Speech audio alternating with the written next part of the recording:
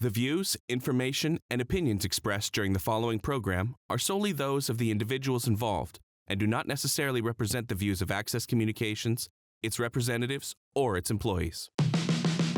Welcome to Planting Seeds, Philanthropy in Saskatchewan, a show where we aim to connect you to the donors and charities making an impact across the prairies. I'm your host, Victor Roman Morrow, from the South Sask Community Foundation. I hope you enjoy the show.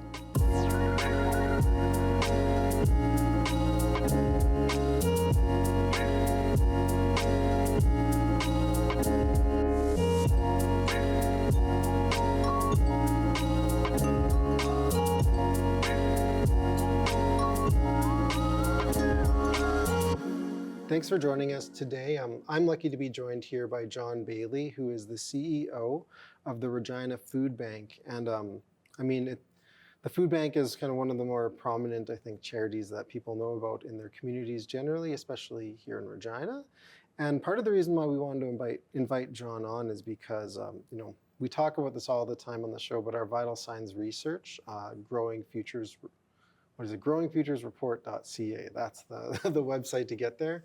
One of the main focus areas that is really apparent that people are struggling with is food insecurity, and the food bank actually comes up a lot in that research. So we thought rather than having people have to look at that website, we wanted even more context and what has happened and what can be done. So welcome to the show, John. Maybe if you want to give a bit of an intro to yourself and let the viewers know, what is the food bank for someone that's maybe not familiar with it. For sure. Well, thank you for having me today, and it's sort of excited to have this conversation. So, like you said, the food bank's been around in our community for about 40 years. We're just past our 40th anniversary. So, in that time, we've seen a number of changes, but it has become something where it's not necessarily all that effective to think of it as a temporary solution. It is an ongoing support in our community, and that really shapes a lot of the ways we're thinking about it. When you talk about what our food bank does, in large part we sort of wear two hats. We wear the hat of sort of provision of food to those in need, and then connector to outside community resources, because there's lots of other organizations doing fantastic things. So we're trying not to duplicate services where somebody else can do it better when we can make a soft handoff or referral. In terms of the food provision we're doing right now, we just finished our fiscal year, and this year we had another record year, which is, again, seems like a bit of a broken record for us lately, but we had 204,000 points of service, and that's sort of spread out across, it'll be close to 19,000 residents of Regina who received access to our services. And our core service is provision of food. So every 2 weeks, folks can come through. They can pick up a food hamper that's sort of a representative mix of the Canada Food Guide. So fresh fruit, fresh vegetables, protein, dairy, grains, and then some of those other pieces, be it condiments or oils or cooking essentials to sort of help bridge the gap. So our goal is not to provide all the food folks need, but to give them a leg up so they're not starting from zero. So in 2 weeks, it's sort of 7 to 10 days worth of food is our target. Oh, okay. Well, that's good. On some of those notes, I had a couple just numbers written down that I saw on your website that I thought was pretty interesting. So in the 2022-23 year, you mentioned over 75,000 food hampers distributed that year, over 92,000 unique clients served that year. But one number that really stuck out to me is that you mentioned that 37,000 of those unique clients are under 18. And how do you see that playing a factor in what the food bank does, or serving kind of a younger audience? Is that something that maybe has been growing over time? Or? Yeah, well, the number of folks we serve that are under 18, so children and youth, as we sort of frame them up, has stayed pretty consistently, and it sort of moves from about 39 to 41% of the total population of folks we serve. And that's for a lot of reasons. A lot of times it's coming from households with kids. We've also made a concerted effort to try to support sort of school food programs. And that serves two purposes. One, if we can act as an incentive for students to show up at school or to start their school year on time, because we know for a lot of kids, the school year starts in September. For a lot of kids that are facing significant barriers, their school year doesn't start till October, November. So if we can increase the amount of time they're in getting those supports from the school, all the better. Yeah. We also know that it's a worrying fact that that number stays so high because with a lot of social supports, the best predictor that you're going to access them as an adult is accessing them as a child. So the fact that that number stays so high is a bit of a concerning trend in terms of like what does the future hold for the food bank in Regina. But we hope that if we can do some of those interventions and again, connecting with schools, partnering with school boards to act as an attendance incentive, as well as something that helps kids active, because we know a hungry stomach can't learn. So if we can get them the food, try to incentivize them to be in the classroom, to get those food hampers, to get those weekend snack programs, that kind of stuff, we think it's going to have a doubling and sort of a multiplier effect on the impact we can have by serving those kids. Yeah. And even just like from my perspective, when you talk about how those numbers are kind of staying steady, which is also unfortunately a future indicator to people that might be facing food insecurity, is that again, through our research, like one of the things that really stood out to me, looking at everything as a whole, because we looked at, housing, food, housing and shelter, food, mental health, things like that, and is that, the income that people are bringing in has lowered, but the cost of food has drastically increased, is still increasing in some ways, and then the cost of rent and housing has also drastically increased. So it's putting a lot of people that, if you're close to a line, there's a very good chance that you're not above that line anymore. And I'm just curious because, those stats are that I'm speaking to are really true of kind of that 2020 period to 2023 at least, when the pandemic started to have that sharp effect and then lingering effects. How have you guys, with your specific food bank, seen things change since 2020, I guess? It's interesting because what we've seen is sort of two things be pretty starkly true. One, the need has jumped and step changed a couple of times in that 3-year period, which is always a little bit of a challenge. But two, the sort of support of our community to make sure that we're able to meet that need has moved with it. Now that's starting to change too, as the growth rate is sort of exceeding the community's sort of ability to support. But in the meantime, we've been able to meet that demand. But when we talk about 204,000 points of service, my first year, which would have been 2019, so just wrapping up right as we hit the pandemic, we were about 80,000 points of service. So it's just like, it's more than a doubling. It's almost 2.5 times where we were previously. So that gives you a sense of like what the demand is, and it's all those factors you talked about. It's the fact that wages started to go up, but food inflation up until about a quarter ago was sitting at 9%. Whereas people's wages are going up 3 or 4%. Right. It has to do with the fact that even heading into the pandemic, I remember reading a report from Connexus Credit Union right before the start of the pandemic about the amount of mortgage in arrears in Saskatchewan being double the national average. And that's before the pandemic. So now we see all these sort of bumps. So we're seeing a huge growth in folks that never saw themselves as needing to use a food bank, now being in a position where they need that support, because even though they're gainfully employed, they have the income, they might even have more income coming in than they were 3 years ago. It hasn't kept up with the pace of cost of everything. So when we look at that, it used to be about 8% of the folks we served would have employment as a primary source of income. Now it's close to 17-18%. So it's just like folks who are in a position to be employed, to have all those sort of pieces, but not have the sort of buying power to meet their essential needs, which is a troubling space for the city, and we're not unique. Like we're seeing this at food banks across Canada, and it is a troubling space for us to be, because essentially, if you're working full time, you shouldn't need to use a food bank. And for the first time in 40 years, that's not the case. You might need to access a food bank even if you are working full time. And you're completely right just about how, it's affecting people that it's never affected before, and it's affecting people that like if you looked at it on paper, it's like, well, you've got a great job. You Yeah, should probably be able exactly. to afford food. But for many factors, you just might be locked into a mortgage or what Yeah. or rent or whatever it is that is suddenly just skyrocketed. And even like myself, like me and my partner talk about it all the time. You know, we're in a good privileged position with our funds where we have some flexibility. So for us, being able to like see our grocery bill just Yeah.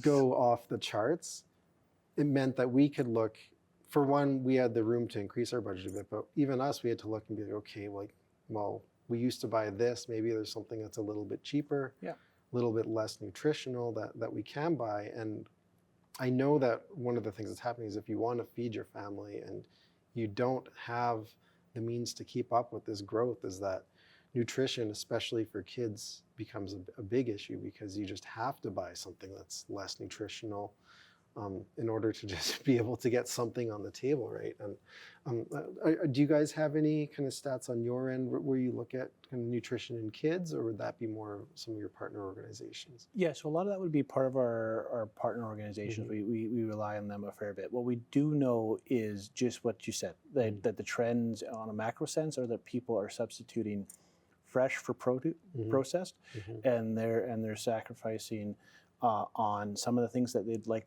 to buy because it becomes a little bit more about the calories and more about having something rather than sort of focusing on sustenance, and that again will have significant effects down the line because essentially what that is a double tax. It's a sort of tax on right now, and a tax in literal sense because with shrinkflation you might buy something that now has GST on it because it's shrunk in size, but it also has the taxation of those are folks that are going to have interactions with the health system down the road because they're not able to eat properly because they can't afford it. Yeah, or we even talk about like another aspect of that is even just when we talk about kids is education, is that we know that if kids go to school and they don't have a nutritional kind of diet, that it can make it harder for people to focus. Like depending on what's in that lunch kit makes a big difference. So I know like we had the Circle project on here before, and one of the things that they started offering was food kind of during that pandemic time frame when people just started coming in and asking them for food. Or we've talked to Regina Food for Learning before, and actually they presented with us once on kind of what they witness with nutrition and kids in school and reach, and you know, there's all these great programs for that. And I think that's one of the things that you know, it's one thing to be fed, but it's another thing to be fed with the right food, and the difference mentally and physically that can actually have on someone's ability to, you know, get through a day of school and be productive, or get through a day of work and be productive. And I feel like that's a little bit harder to put those numbers on, but that also has that long-term effect. You know, if you're a kid in grade 1 and you're struggling with math and you're also sitting there on an empty stomach, you're just going to fall further behind as it goes, and that's just an extra barrier that you kind of wish they didn't have too. No, absolutely, and you hit the nail on the head on sort of like it's a longitudinal study. Like you can't look at it month to month or day to day or week to week. It's like year over year, which means we're going to know the results of what this nutrition desert that we're creating for our kids are, but we're not going to know it until 7, 8, 9, 10 years down the line. Which is why it's sort of important to sort of go like, well, if A plus B equals C, we need to intervene in B if we don't want C as the outcome. Which is why all those organizations you work with, be it Food for Learning or Reach or Circle Project, like that's why when we go into schools, we want to make sure that we're not duplicating those services. And as conversations we have and conversations with school boards sort of going like, if there's an existing lunch program, we don't want to be there. But can we provide snacks or weekend programs or things over the summer? Because there is a incredible amount of food insecurity in a lot of our schools. And to your point, like a hungry tummy can't learn. And we need to make sure we're doing what we can to do that. And if we can make sure there's fresh produce and lentils that are sort of disguised as something that the kids want to eat in there, like that's better than an empty lunchbox, and that's better than some empty calories with some filler food. So that really is our aim with that. And to take it even one step further is that, a hungry tummy can't focus in a classroom. If you've got a classroom of 30 kids and you've got 15 hungry tummies, Yeah. and there's 15 kids that are struggling to focus, and there's one teacher that's trying to That's help right. them, that's Yeah. also less time to focus on everybody else. Like Yeah. it actually even impacts education beyond that in ways, Sure, which absolutely. is interesting. And the one thing I want to note is what we're talking about here. It's a lot of challenges. It's a lot of struggles. It's a lot of things that are tough, but there is hope and there is change and there is innovation. And you kind of hinted to it too, that, even though the demand is going up, which is not what we want to see, it's not something that a food bank itself can just go in and solve hunger. Right. Yeah. There's global impacts that are creating impacts at a local level. But that doesn't mean that we can't be pushed to innovate and look at ways to change. And that was one of the things that really intrigued me and made me want to invite you on was we know a bit about this community food hub. I don't want to call it a program. I guess just a community food hub that I wanted you to maybe let people know about it. It's something new, it's something exciting, and it's something that maybe will help us tackle food insecurity in a new way. So what is this community food hub? Yeah, so it's a couple of things. First of all, it's going to be a community activation space. So before we get into how the food bank works, we can sort of talk about what it's going to look like on the exterior. So on the corner of Broad and 12th, we have sort of two lots. We have an old SLGA building and we have a lot right next door. The lot right next door is going to have a play structure, a basketball hoop, places to sit, places to gather, with the explicit intent of making a place where folks can come and interact and sort of inject some much needed things in that community. Like when we look at the community, unless you're on a playground, there's a schoolyard, there's no playground. Yeah. There's no basketball hoop. So it's just like a community space that's sort of accessible. And I think that's really important because we know there's a stigma and we know there's isolation around food insecurity. So giving folks a chance and a reason to gather was really important to us. When we're talking about the actual operations of the food hub itself, it really is our first step towards fully integrating a choice model of food banking. So when you look at the design of the space, it's not going to look like a food bank. It's going to look very close to a market. Yeah. And folks are going to be able to come in and with just like you or I, when we go to the grocery store, and we talked about this earlier, like when you go to the grocery store, you have a budget and you have to make sure you're checking boxes. It'll be the same thing for folks who access the food bank. There's going to be some support to help them system navigate and work through, but essentially they'll be able to come in and be able to go, I would like this, I like this, I like this, and they basically put together a fully customizable hamper with our inventory. Yeah. And that gives them the choice. So if they have dietary restrictions, they don't have to worry about things that they can't eat making it into their hamper. Yeah. If they have other restrictions because of religion or other types of restrictions, they can make sure they're picking the product they want.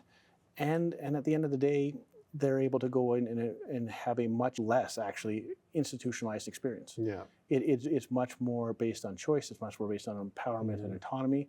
And I think that's critically important to what it looks like. Now, we're still a food bank. You'll still need an appointment. There'll still be sort of some parameters around what you can take and not take based on your household size and all those types of things. But the other thing we heard when sort of talking to the community is like, as much as that sort of choice to choose something is important, the ability to say no is critical too. Because a lot of folks we serve, if we're giving them something they can't use or don't want, we create a double burden. Yeah. We create the burden of them now figuring out what they're going to do with it. Yeah. And then we also create a sense of sort of like, I'll call it guilt, sort of going like, I have this and I don't want to use it. Yeah. And I know that me having this means somebody else can't have it. Yeah. And we don't want to put that on folks. If you can't use it, we'd much rather you left it for somebody else who can or will. So that's really exciting. We'll have some space for education programs where kids can come in or adults if they need it to do nutritional literacy or financial literacy to sort of make sure that in a world where food inflation continues to outpace regular inflation, like that types of stuff is significantly important. Yeah. And we hope to have some cultural aspects to it. We've been gifted a Cree name that we'll be unveiling shortly, and we have things like a smudge room in the space to make sure that we're also being really conscious of the land we live in here on Treaty 4 to make sure we're acknowledging that really important aspect of serving our community as well. So we're really excited about this, both from sort of what it means for the people we serve in terms of the impacts we think it's going to have on them, but also for us as an organization. When I first started, which is only 5 years ago, we spent about $90,000 a year on food, which is a lot of money.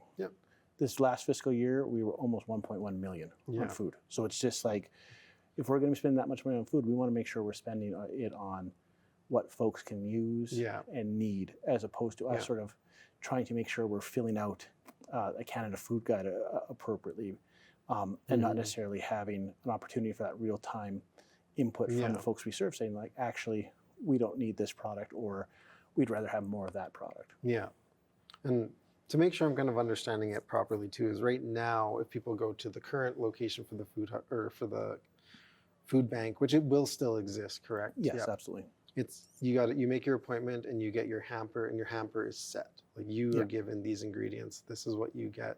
You don't choose. Whereas now, it's like still within limitations. You get to actually go and have more of the grocery store experience, but you choose what you know you can use. And the things that I find empowering about it, and you kind of mentioned this, but just that autonomy piece, and just, I think there's just a value to being able to have autonomy no matter what situation you're in, and to feel like you're in control, even in those situations where obviously it's tough to control, because you can't just go to the grocery store and buy exactly what you need, but you're in control, and and making sure that you're getting those ingredients that you know how to use, that you will actually use. And I imagine that even that approach, as you mentioned, kind of that guilt of, like, I've got this bag of whatever, I've never eaten this before in my life. I've got a 5-year-old and a 1-year-old. Like, that kid's not going to eat this because he's the pickiest kid in the world. Like, so you feel bad, like, even if I prep it, like, is this going to go to waste? Where I feel like, just by the nature of giving people what they know they can use, we'll also be creating less food waste, which is going to make, as you mentioned, that like over $1 million of food go further, because you're going to be able to hone in over time and figure out what are the ingredients that we need to stock up more of, what do we maybe need less of, what's just sitting there and nobody's ever buying it, maybe we cut that out. That sort of thing is where my head goes, is this being something that can really create a lot of efficiencies, while also making the experience a lot better for your clients. Yes, absolutely, and you hit the nail on the head in terms of that choice and that optionality, and we have a Red Seal trained chef on staff, and some of the product that gets donated, he is incredibly excited about, because it sort of like takes him back to his chefy roots. But I look at it and go, I don't even know what this is. So even in this space, sort of going like, well, okay, so if we need to make this something that people are going to take, and we're going to basically steward the donation in an appropriate way, it's also going to force us to up our game to make some of that stuff more accessible. Like, I have the same challenge with my kids sometimes, like, how do you hide the vegetables? And it's just like, but so we also want that to be part of it too. And when we talk about nutritional literacy, it's everything from reading the back of a nutritional label to make sure you're sort of getting it to doing just that. Like, how do we make sure that this product, like, call it okra, call it dragon fruit, call it any number of these things that we get that are incredible product. And if you were looking for it for a recipe, you'd almost never be able to find it because it's in short supply. Well, how do we make sure that we provide folks with the tools to sort of go like, oh, I'm going to try this because I have a recipe and I know that I can fill it out because I'm grabbing the other things in the grocery store, which is exactly the way our households would handle a new recipe or a new ingredient.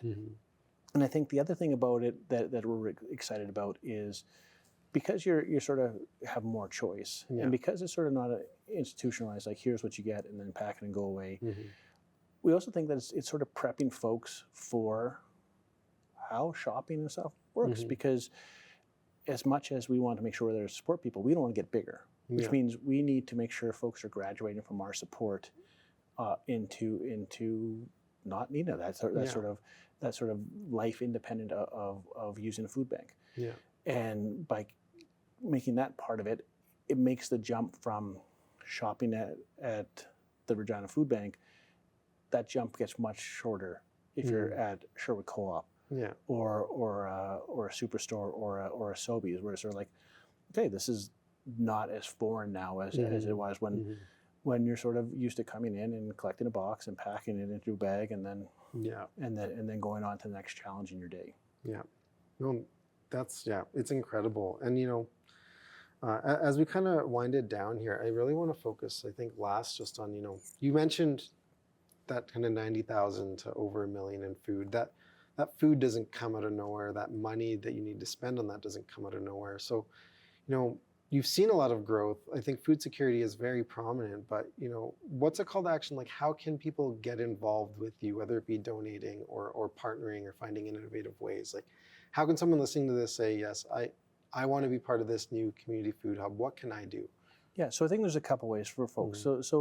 So first and foremost, and for us, it comes down to cash a lot of times. We don't receive ongoing operational support from any level of government. So it really is our community helping to support our community. It's neighbors feeding neighbors, as we like to say. So going on and making a donation, and right now, we just finished up our last fiscal year, so we know that for every $1 people donate, we're able to provide 3 meals in our community. And that comes down to our buying power, how we source food, all those types of things.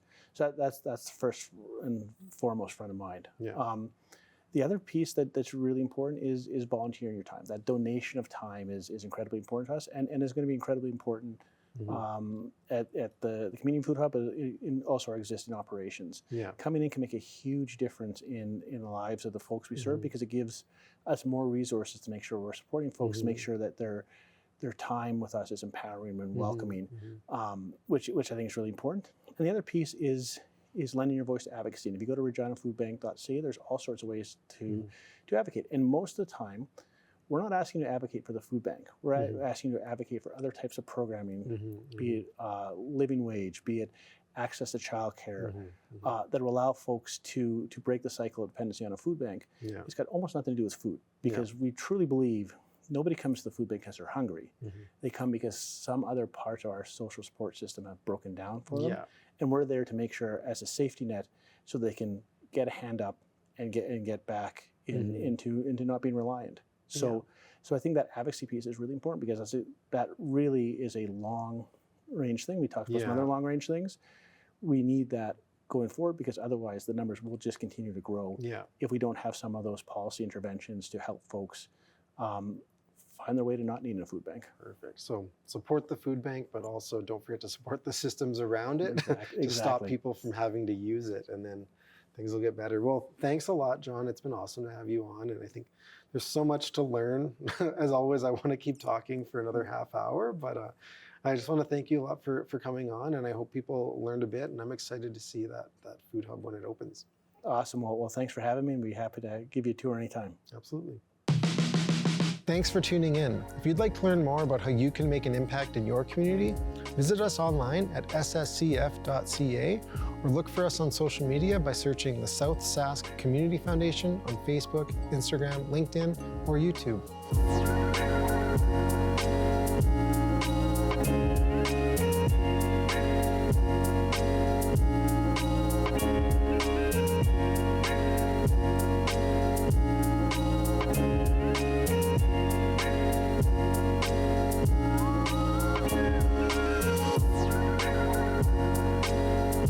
If you'd like to share your feedback on the program you just watched, contact us today